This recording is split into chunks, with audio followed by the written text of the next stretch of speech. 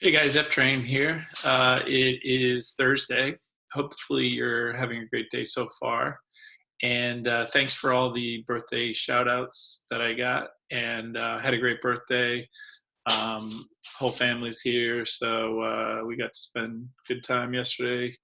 Um, Good food, good cake, etc. So hopefully everybody's doing well. Hopefully your families are all safe. Your extended families. Let me know if there's anybody out there who needs some prayers or anything. If you have sick relatives, all right. So what I'm going to do, we're talking today about. We're going to be talking today about refraction. All right, and to start out, I want to show you guys. I want to show you guys a video.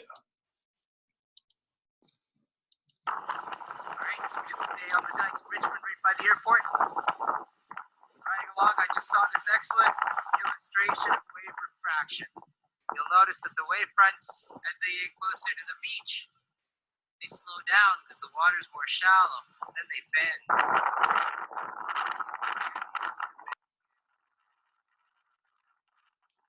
Okay, so you can see these waves are bending as they hit the shallower water, as they slow down.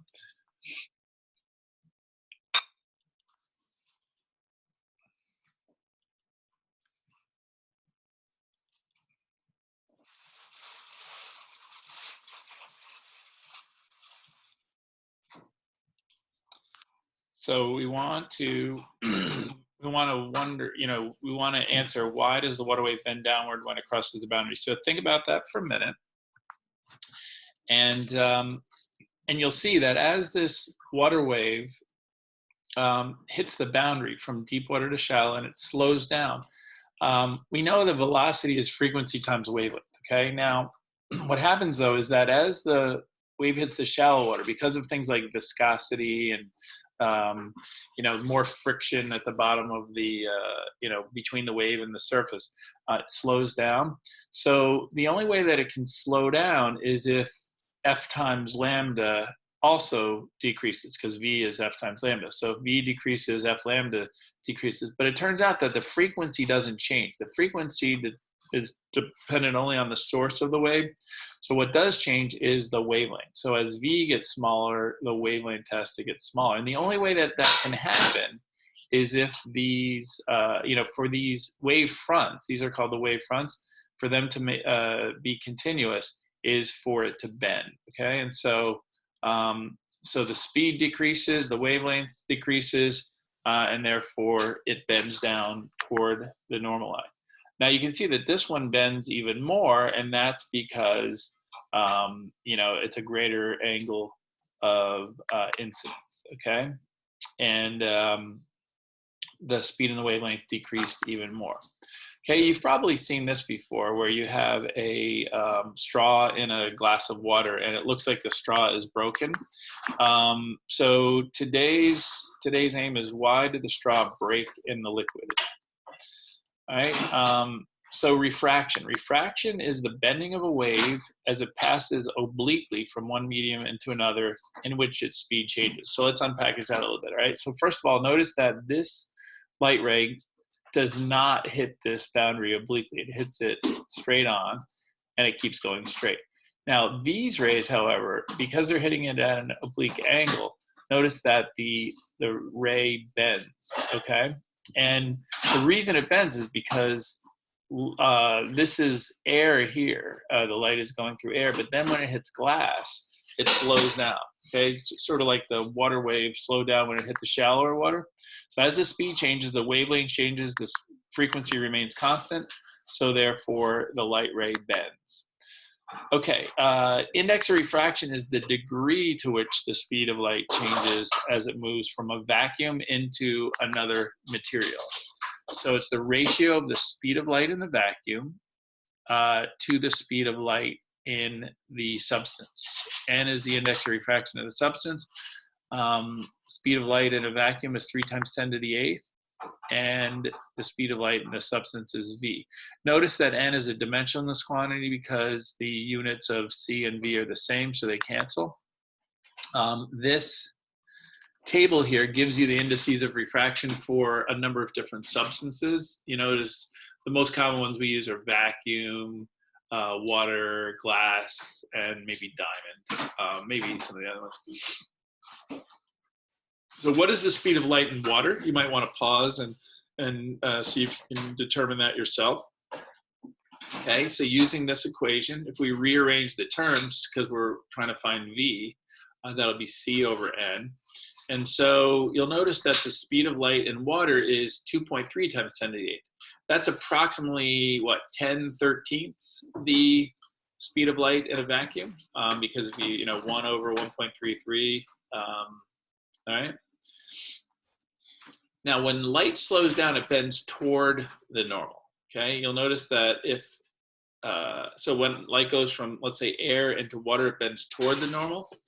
And when light goes from water, notice in this picture you have the sources underneath, it's going from water into air, it bends away from the normal, okay?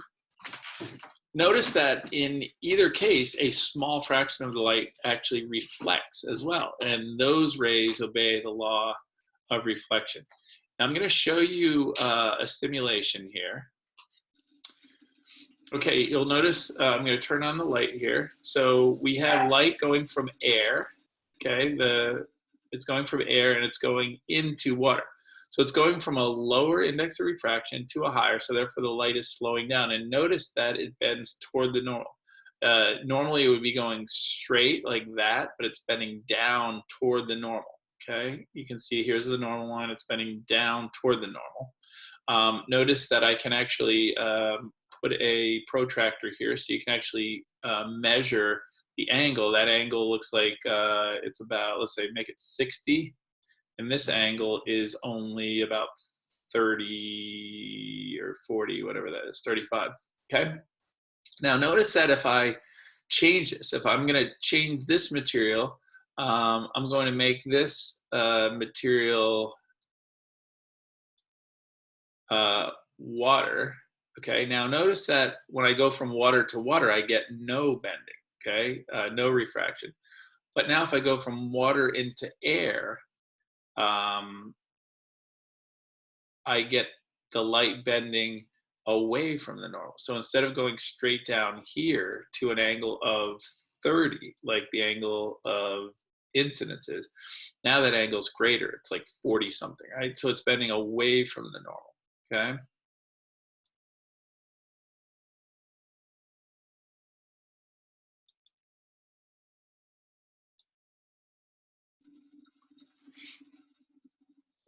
Okay, now let's talk about Snell's law.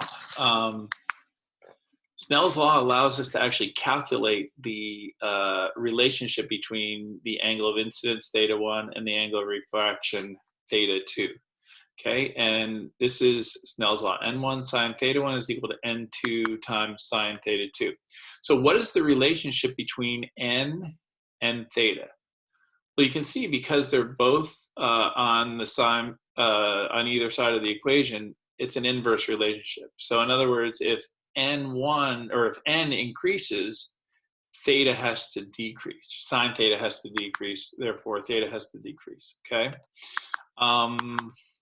So if you notice that as you're going from air and into water, N is increasing, so therefore theta is decreasing. If you're going from water into air, N is decreasing, and so you'll see that theta is increasing. Here's an example problem. Notice that, well, let's read it. It says, light traveling in air strikes a flat piece of uniformly thick glass at an incident angle of 60 degrees, as shown in the figure. If the index of refraction of the glass is 1.5, A, at what angle of refraction, what's the angle of refraction theta A, and what is the angle theta B as it emerges, okay? So if you'd like, well, let's see with the approach, you're going to apply Snell's law twice at each surface. So if you want to take a pause and try this on your own. Okay, welcome back. So Snell's law, N1 sine θ1 is equal to N2 sine θ2. Notice that N1 is air, so that's 1. Theta 1 is 60 degrees. That's the angle of incidence. N2 is glass, so that's 1.5. And then sine theta A is our unknown. And so therefore theta A is going to be 35.3. Okay, so notice the theta A is smaller, it bends toward the normal. Okay, now what about theta B? Now if you'll notice, theta A and theta B have to be the same, alternate interior angles. So my theta A is also going to be 35.3, or my sine theta A is going to be 0.5774. And so therefore I just need to figure out what my sine of theta B is going to be. So sine theta B is just going to be 1.5 over 1 times the sine of theta A, right? Just rearranging Snell's law. And notice that theta B turns out to be 60. So what this shows us is that when the ray reemerges back into the air, it always has the same angle as when it went in, okay? But notice that the ray is actually offset a little bit. You see how, because when it comes out, because of the thickness of the glass there, the ray looks like it was coming from the dotted line direction there. So if you were able to see both of them, like in this picture here, you can see the pencil above and below the glass. And those light rays are kind of like these rays here. They're just going to go straight. But then the pencil in the glass gets refracted. And so you're looking at this ray of light coming, oops, sorry, in this, from this direction.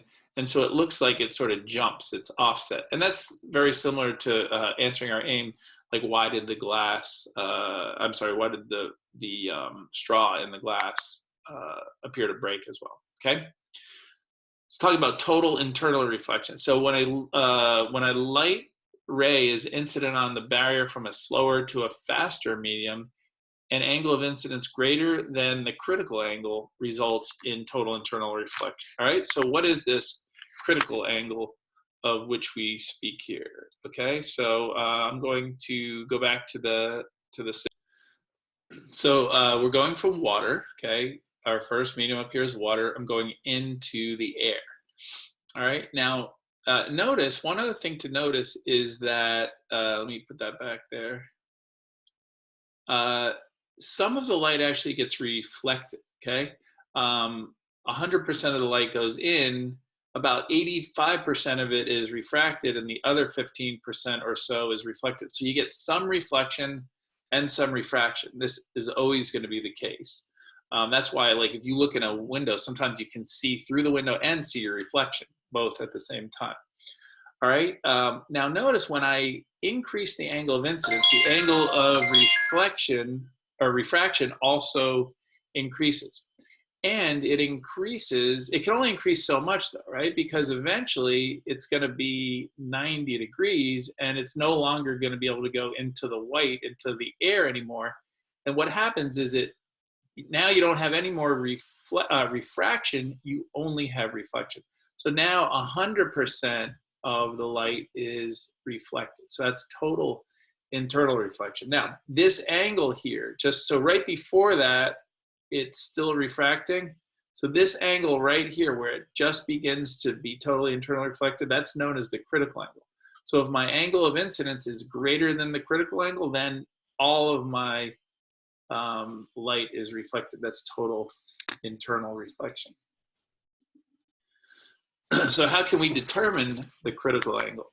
Well, we're going to use Snell's law again. N1 sine theta 1 is N2 sine theta 2, but now theta 1 is going to be our critical angle. Okay, now if theta 2 is 90 degrees, remember we said then total internal reflection is going to occur because, you know, it's no longer going to be refracted anymore.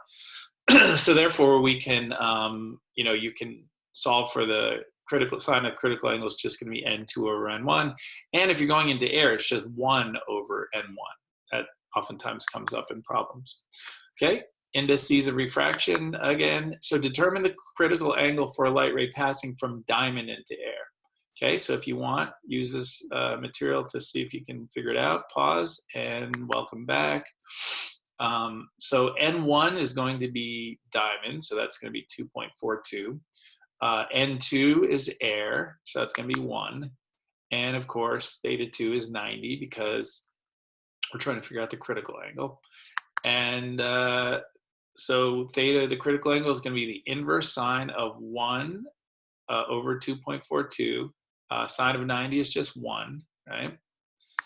And so the critical angle from diamond into air is 24.4.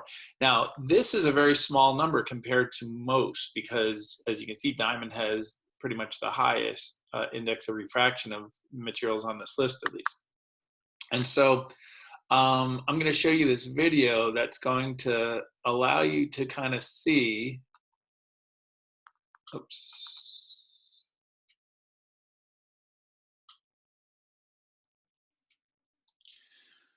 Okay, so notice that the light rays are mostly reflected out of the diamond, okay? Only a little bit of light passes through the diamond. Now, let's look at why this happens. So if you look, this heavy light ray here is coming through. It's going to go straight through the top. And when it gets to the the diamond air surface, the angle of incidence is going to be greater than 24 degrees, okay? And because of that, it's going to reflect. Now, when it hits the next boundary, it's still going to be greater than 24, so it's going to reflect again. And so all that light is going to pass straight out. So it's essentially acting like a mirror. And very little bit of the light goes through. So it's important for diamond makers to cut the diamond properly so that it will always as much of light is reflected.